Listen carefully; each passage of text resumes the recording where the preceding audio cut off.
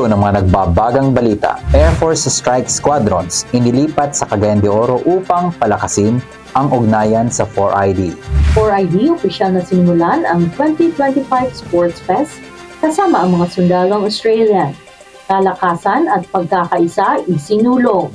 4 na sundalong nasugatan sa engkwentro sa Bukidnon, binigyang pugay ng 4ID. People's Organization ng 8ID sa Bukidnon, kinilala bilang Best People's Organization sa buong Eastern Mindanao. Kampanya laban sa fake news pinalawak pa ng 4ID at DSWD Region 10. Border Control at Patrol Operations ng Task Force Oro sa Cagayan de Oro, inaigting pa. Magandang hapon, Northern Mindanao, Caraga Regions at sa buong bansa na nakatutok via Facebook. Ngayon ay araw ng Biyernes, ika-30 ng Mayo 2025. Pagbabalita hinggil sa kabayanihan ng kasundaluhan at iba pang mga kaganapan sa loob at labas ng dibisyon. Ito ang 4ID News Bayani Update. Narito ang detalye ng ating mga balita. Air Force Strike Squadrons inilipat sa Cagayan de Oro upang palakasin ang ugnayan sa 4ID. Nagbabalita si Kabayaning Jai Hapas. Formal nang nailipat ng Philippine Air Force ang ilang pangunahing units nito mula Cavite patungong Lumbia Air Base sa lungsod ng Cagayan de Oro City. Bilang bahagi ng mas pinatibay na ugnayan sa operasyon ng Philippine Army sa ilalim ng Joint Task Force Diamond. Ang Lumbia Air Base ay itinalagang bagong home of the Trojans matapos mailipat ang 18th Attack Squadron, 20th Attack Squadron at ang 462nd Rotary Wing Field Maintenance Squadron. Mahalagang bahagi ng 15th Strike Wing ng Philippine Air Force na kilala sa mabilis at eksaktong pagtugon sa mga airstrike at close air support missions.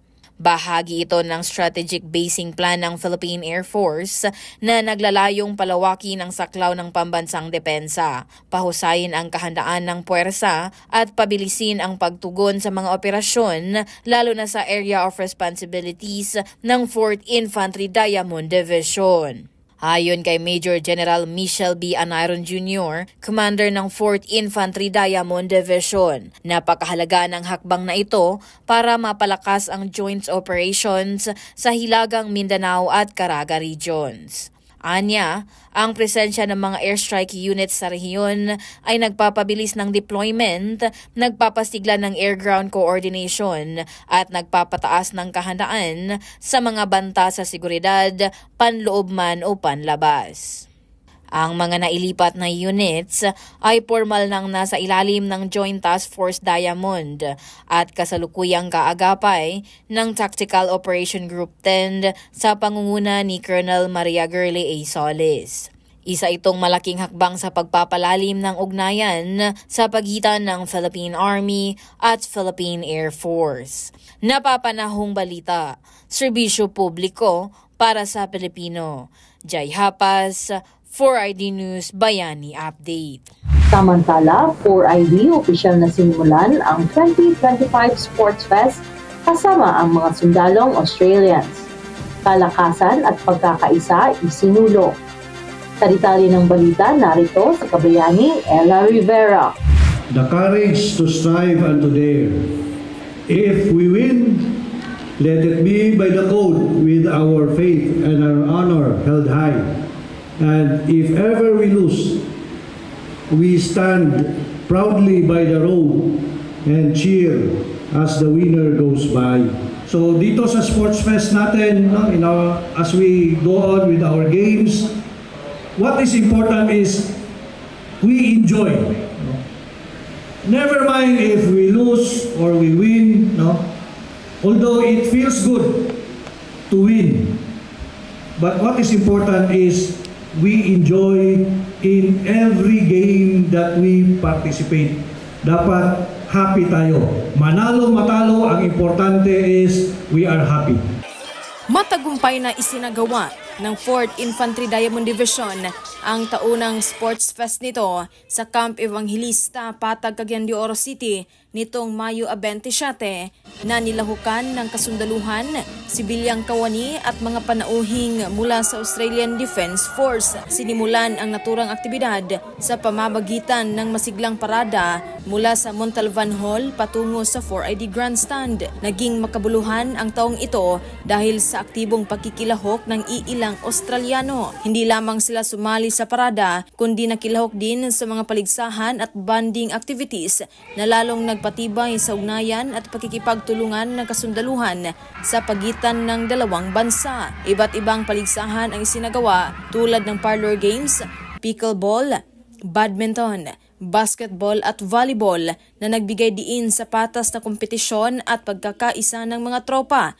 Dahil dito, nagpasalamat si 4ID Commander Major General Michelle B. Anairon Jr. sa lahat ng kalahok at binigyang diin ang kahalagahan ng pagsisikap at pagiging patas na ang Sports Fest ay simbolo ng matibay na ugnayan sa pagitan ng Pilipinas at ng ibang bansa. Ipinahayag niya na ang 4ID Sports Fest 2025 ay nagpapakita ng dedikasyon ng dibisyon sa pagpapalakas ng disiplina, tibay ng loob at pagkakaisa, na pinaganda pa dahil sa espesyal na partisipasyon ng mga panauhing Australiano sa pamamagitan ng palakasan at iba pang mga aktibidad.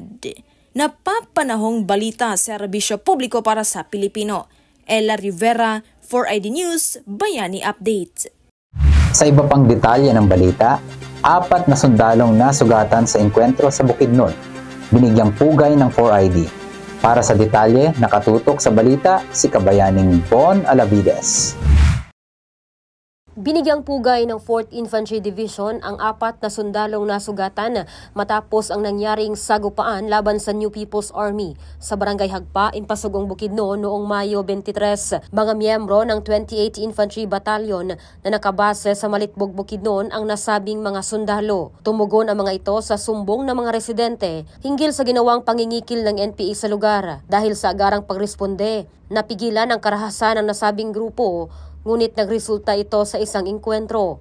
Ayon kay 4th ID Commander Major General Michelle Anairon Jr., sa kabila ng natamong mga sugat, inuna pa rin ng mga sundalo ang kapakanan ng mga inosenteng sibilyan. Patunay lamang sa kanilang walang humpay na dedikasyon na ipagtanggol ang bawat mamamayang Pilipino. Kaagad na dinala sa Camp Evangelista Station Hospital dito sa Cagayan de Oro ang mga sugatang bayani upang magamot. Humiling naman si Major General Anairon ng dasal sa publiko para sa agarang pag-recover ng nasabing mga tropa. Patuloy ngayon ang pursuit operation laban sa NPA. Napapanahong balita, serbisyo publiko para sa Pilipino.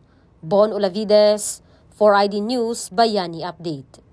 Kinilala bilang Best People's Organization sa buong Eastern Mindanao ang Pigbuligaan Tribal Federation na nasa ilalim ng pangangalaga ng 8th Infantry Battalion sa Impasugong, Bukidnon. Ito'y sa ginanap na selebrasyon ng ika-7 taong anibersaryo ng Task Force Balik-Loob sa Commissioned Officers Clubhouse sa Heroes Hall ng AFP sa General Emilio Aguinaldo, Quezon City noong Mayo 21. Mismong si Ms. Eliza Perlin, ang presidente ng nasabing federasyon, ang tumanggap na naturang parangal kasama si Staff Sergeant Orlando Castillon ng 8IB.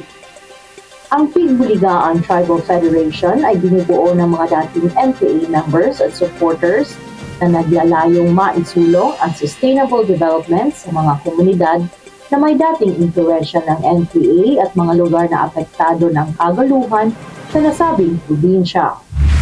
Samantala, kampanya laban sa fake news pinalawak ng 4ID at DSWD Region 10. Narito ang ulat mula kay Kabayaning Jai Hapas.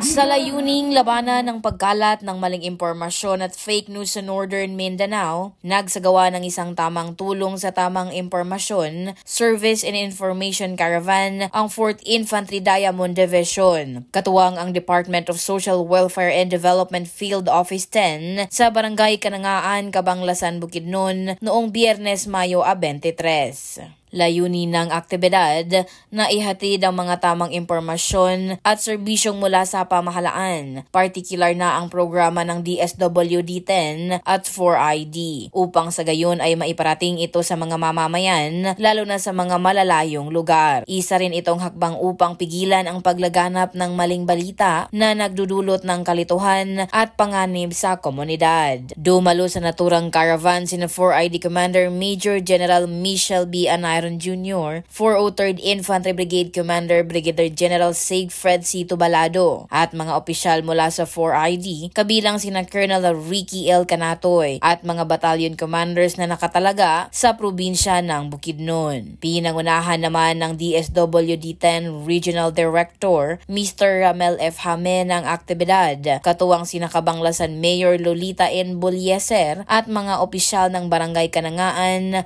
at Barangay Iba. Maliban sa pagbibigay ng impormasyon, tumanggap rin ng iba't ibang serbisyo ang mga residente bilang bahagi ng nasabing caravan. Ang pagkakaisang ito ng 4ID at DSWD-10 ay malinaw na hakbang patungo sa isang mas ligtas, mulat at mapayapang komunidad sa Northern Mindanao. Napapanahong balita, serbisyo publiko para sa Pilipino. Jai Hapas, 4ID News Bayani Updates.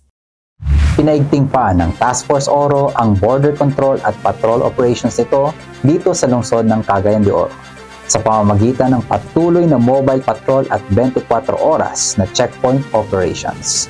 Ayon kay Task Force Oro Acting Commanding Officer Colonel Manuel Estanilla, layo nitong masiguro ang seguridad at kaligtasan ng bawat residente ng lungsod. Bahagi aniya, ito ang pagsisikap ng unit na maisulong ang kanilang misyon na protektahan ang lungsod mula sa anumang banta at maipakita na lagi silang handa sa pagtugon sa pangangailangan ng bawat mamamayan, lalo na sa kanilang seguridad. Dagdag pa niya na ang pagpapaigting ng operasyon ay patunay lamang sa komitmen ng Task Force Oro at ng buong 4th Infantry Division na magbigay serbisyo sa bawat komunidad at mapanatili itong ligtas. Tinuturing namin sa Task Force Oro na ang mga lokal na komunidad ay isang mahalagang bahagi ng tagumpay ng anumang operasyon. Gagamitin natin ang mga community-based approaches upang makakuha tayo ng tiwala at kooperasyon ng mga mamamayan. Magpapatuloy tayo sa mga civil military operations gaya ng mga medical missions, disaster relief operations, at mga programa na pangkabuhayan upang hindi lamang tugunan ang mga banta sa seguridad, kundi upang makatulong sa mga pangangailangan ng mga komunidad kasama ng mga lokal na pamahalaan at mga ahensya ng gobyerno. Magsasagawa din tayo ng dialogue at konsultasyon upang mapag-usapan ang mga hakbang na kailangan para sa ikabubuti ng bawat isa. Pahayag ni Colonel Estanilla sa panayam ng 4ID News Team. Ang sabayanan ang iba pang balita at kaganapan sa aming pagbabalik. Alamin, ipaglaban, suportahan.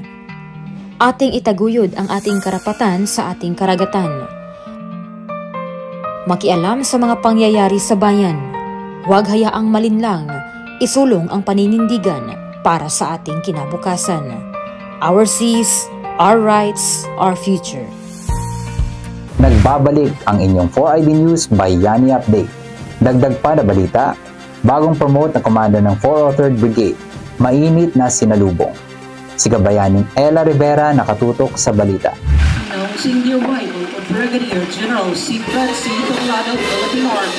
Mainit na sinalubong ng 4th Infantry Diamond Division si 403rd Brigade Commander Brigadier General Sigfred C. Tubalado sa 4ID Camp Evangelista Patag, Cagayan de Oro City nitong Mayo 22. Kasunod ng pagsalubong ay ang pakikipagpulong ni Brigadier General Tubalado kay 4ID Commander Major General Michelle B. Anayron Jr. at ng iba pang mga opisyal. Ang pagpupulong na ito ay nagsilbing mahalagang hakbang sa pagpapalakas ng ugnayan at koordinasyon sa pagitan ng 403rd Brigade at ng 4ID na nagpapatunay sa dedikasyon ng 4ID sa pagtaguyod ng matatag na pakikipag-ugnayan sa lahat ng antas ng pamumuno para sa mas epesyenteng pagpapatupad ng mga operasyon. Samantala, Sa parehong araw naman, malugod itong tinanggap ng 403rd Infantry Brigade sa kanila mismong headquarters sa Camp Osito, Bahian, Malaybalay City, Bukidnon, na kung saan ipinahayag ni Brigadier General Tubalado ang kanyang pasasalamat at pagnanais na magtulungan ang kanyang mga tropa sa pagtupad ng kanilang tungkulin.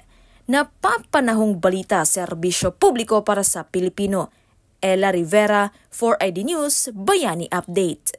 Isang blessing ceremony ang isinagawa ng 4th Infantry Division para sa bagong sasakyan nito, kasabay ng flag raising ceremony noong Mayo 26 dito sa Camp Evangelista, Barangay Patag, Cagayan de Oro City. Pinangunahan ang nasabing aktibidad ni Major General Anayron Jr. kasamang ibang pang-opisyal at enlisted personnel ng 4ID. Aniya, makabuluhan ang mga bagong sasakyan para sa araw-araw na operasyon ng dibisyon, lalo na sa pagtupad ng 4ID sa tungkulin nitong ipagtanggol ang bawat mamamayan ng Northern Mindanao at Caraga regions.